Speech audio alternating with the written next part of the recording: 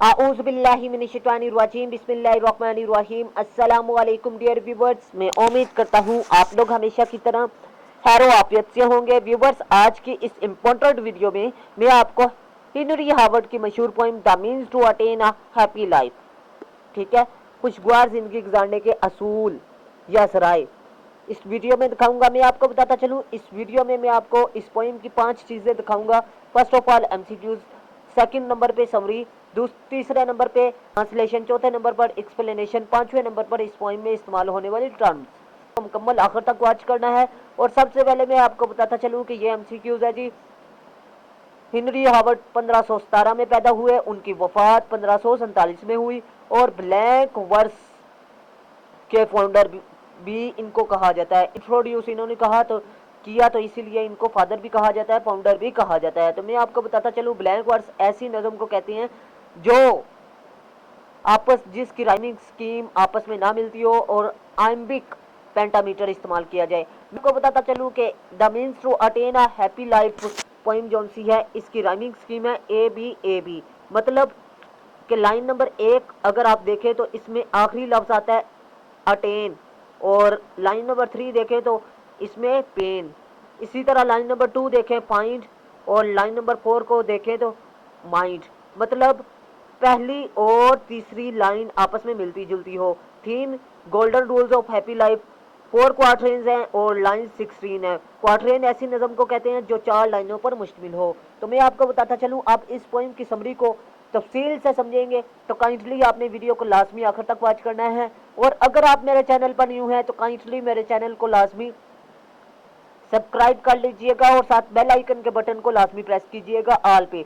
सबसे पहले मैं आपको बताता चलूँ, इस नज़म में शायर हमें सुनहरी ज़िंदगी यानी खुशगवार ज़िंदगी गुजारने के कुछ अहम मशवरे देता है। वो कहता है कि वो ऐसे मशवरे बताएगा जो जिनके मुताबिक उसने अपनी ज़िंदगी गुजारी। वो अपने तरीके बता रहा है, अपने तजर्बात बता रहा है। वो कहता है कि हमें दौलत कमाने के इन तमाम ज़राई से ग्रेज करना चाहिए जिनमें मेहनत करनी चाहिए, मेहनत होती है। और हमें ऐसे दोस्त बनाने चाहिए जो कि हम पल्ला हों, ठीक है। इसके अलावा वो बताता है कि हमें ऐसे इंसान से शादी करनी चाहिए जो ज़्यादा बातें नहीं करने वाला हो। और इसके अलावा वो बताता है कि हमें मौत से नहीं डरना चाहिए। अब इस पोइम की ट्रांसलेशन को तफसील से समझेंगे तो काइंडली आपने वीडियो को लाजमी आखिर तक वॉच करना है।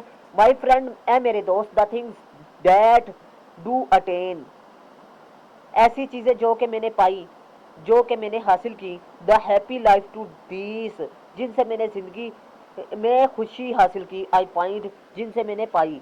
ऐ मेरे दोस्त, मैं ऐसी चीज़ें बताऊंगा जिनसे मैंने खुशगवार ज़िंदगी हासिल की। The rich is left not good with pain, और दौलत को छोड़ दो, रिच इज़ लेफ्ट, दौलत को छोड़ दो, नॉट गुड विद पेन, और ऐसी दौलत हासिल ना करो जिनमें मेहनत ज़्यादा करनी पड़े। द फ्रूटफुल ग्राउंड, और जरखेज़ ज़मीन, द क्वीट माइंड, और खुशगवार या पुरस्कून माइंड, जहन, ठीक है। इस स्टैंजे में शायर कहता है कि ए मेरे दोस्त, मैं ऐसे मशवरे दूंगा जिनसे मैंने खुशगवार ज़िंदगी गुजारी। पहला मशवरा ये दे रहा है कि हमें दौलत इकट्ठी नहीं करनी चाहिए। दूसरे नंबर पर वो कह रहा है कि हमें वो काम नहीं करना चाहिए जो कि हमें ज़्यादा थका दे और हम पैसे की लालच में उस काम को करें तो इंसान थक जाता है।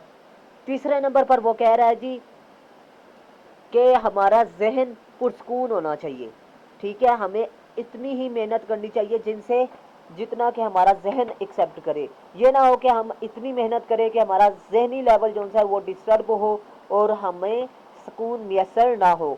3 बातें इस स्टैंजे में उसने बताई हैं। तो काइंडली मैं उम्मीद करता हूँ आपको अच्छे तरीके से ये बात समझ में आ चुकी होगी। नेक्स्ट स्टैंजे की बात को समझने की कोशिश करेंगे line by line. The equal friend, और बराबर दोस्त रखने चाहिए। नो गार्डिच, और ना ही वो कीना हो, ना नो सट्रीफ, और ना वो फसादी हो। नो चार्ज ऑफ रूल, और ना कोई हुक्मरानी का ना कोई जिम्मेदारी हो ऑफ रूल, हुक्मरानी की। नो गोल, ना और ना कोई इंतज़ाम हो।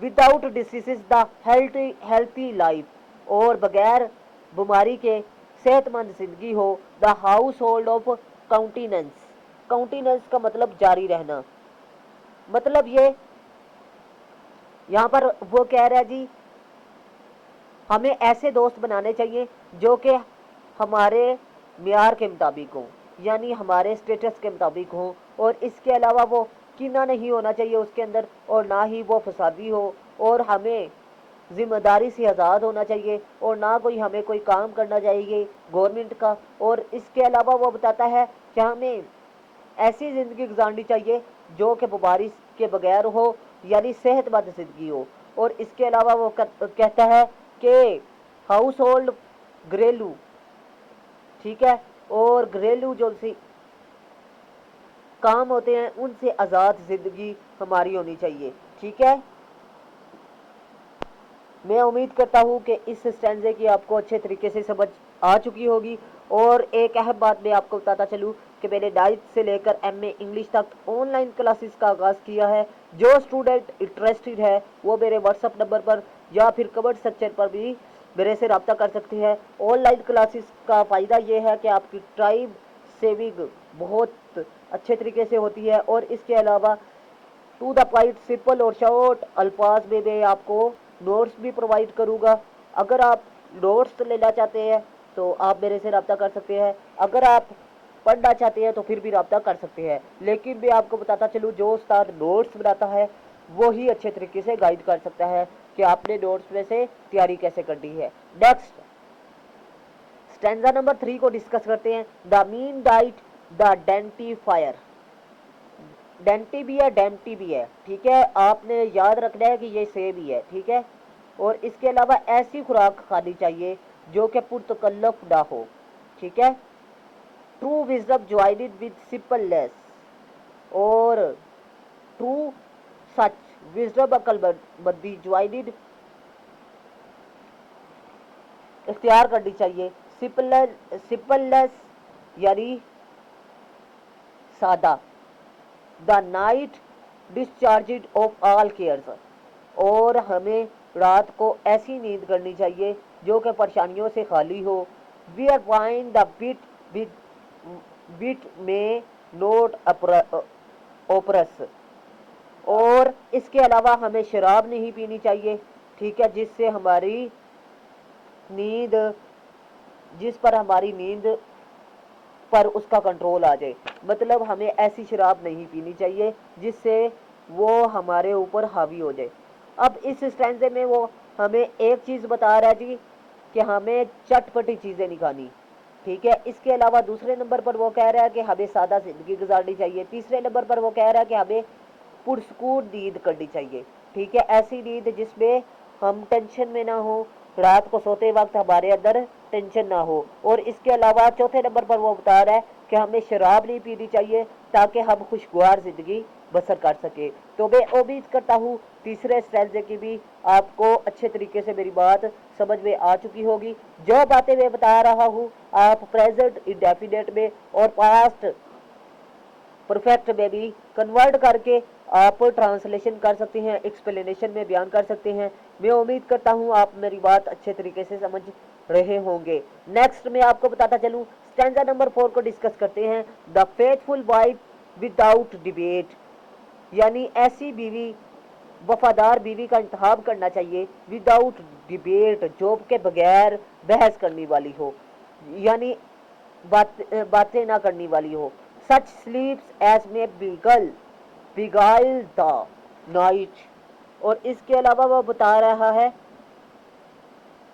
हमें ऐसी नींद करनी चाहिए जो कि हमें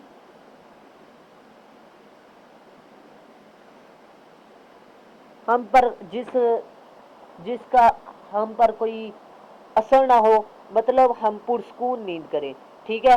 कंटेंट शुक्र अदा करें।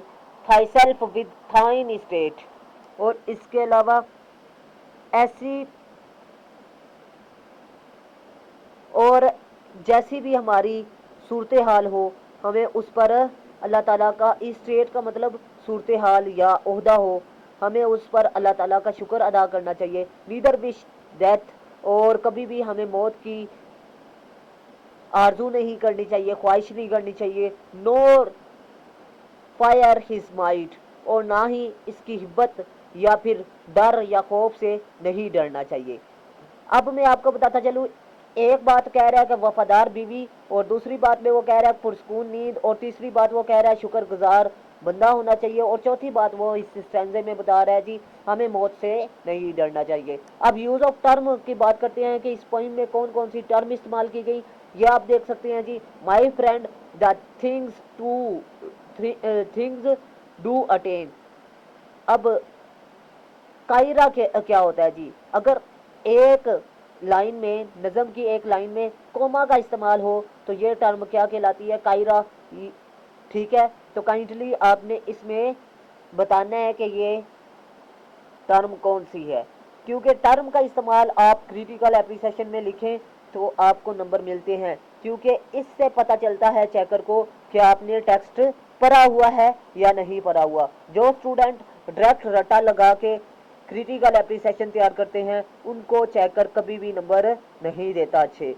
जो स्टूडेंट्स टेक्स्ट पढ़ते हैं उनको ही चेकर नंबर देता है। यूज ऑफ इंटरनल राइम, यानी एक लाइन के अंदर, ठीक है, नज़म की लाइन के अंदर सेम अल्फाज पाए जाएं, जैसे कि लाइफ पॉइंट, ये लफ्ज आपस में मिलते जुलते हैं यानी आपस में राइम है, तो ये लाइन नंबर 2 में है। ठीक है, ये आप तैयार कर सकते हैं जी, इसके अलावा इंटरनल राइम के लिए।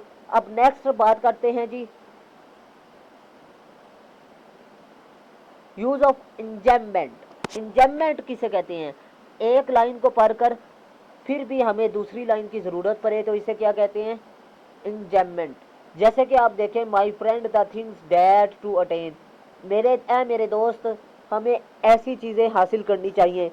ठीक है, अब इसका मतलब क्या है, हमें इस एक लाइन पढ़ेंगे तो हमें इसका मायने अच्छे तरीके से समझ में नहीं आएगा कि शायर क्या कह रहा है। ठीक है, जब हम दूसरी लाइन का मुतालिया करेंगे तो हमें पूरे फिक्रे की समझ आ जाएगी, तो ये क्या है, इंजैममेंट। यूज ऑफ एनोफोरा, एनोफोरा ऐसी टर्म को कहते हैं जो कि एक लाइन का स्टार्टिंग लफ्ज जो है वो और दूसरी लाइन का स्टार्टिंग लफ्ज सेम अल्फाज से शुरू हो। मसलन the happy life be these I find. ठीक है, ये द जो है ये क्या है, एनोफोरा द। दूसरी लाइन में देखें, द रिच इज लेफ्ट। ठीक है, अब द इक्वल फ्रेंड। ठीक है, ये आपको मैं बताता चलूँ कि ये आपने स्ट्रीप तक करना है। ठीक है, बाकी मैं इंशाल्लाह रिमूव कर दूंगा, अगर ना किया तो फिर भी आप लोग स्ट्रीप तक कोटेशन करेंगे। ठीक है, यह गलती से हो चुका है लेकिन आपने इसे गलती को दुरुस्त करना है, मैं कोशिश करूंगा कि मैं कर दूं। ठीक है, बाद में भी। तो बेटा नेक्स्ट आप देख सकते हैं जी,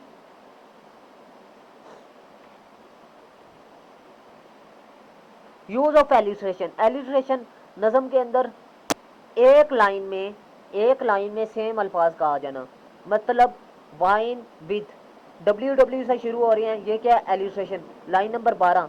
ठीक है, आप कोई भी पोइम का हिस्सा लेकर कोई भी अगर सेम अल्फाज की आपको मिलती है एग्जाम्पल तो वो आप तैयार कर लें, इसके लिखने से भी आपको अच्छे नंबर मिलेंगे। तो मैं उम्मीद करता हूँ एलिट्रेशन की आपको अच्छे तरीके से समझ में आ चुकी होगी बात। यूज ऑफ कॉन्सोनेंस, कॉन्सोनेंस ऐसे लफ्ज को कहते हैं जो कि वावल अल्फाज के अलावा हो, मतलब ए आई ओ यू जो से हैं ये कौन से हैं, वावल अल्फाज। इनके अलावा बी, ठीक है, डी, ये जो से लफ्ज हैं 20, ये कौन से हैं, कॉन्सोनेंस।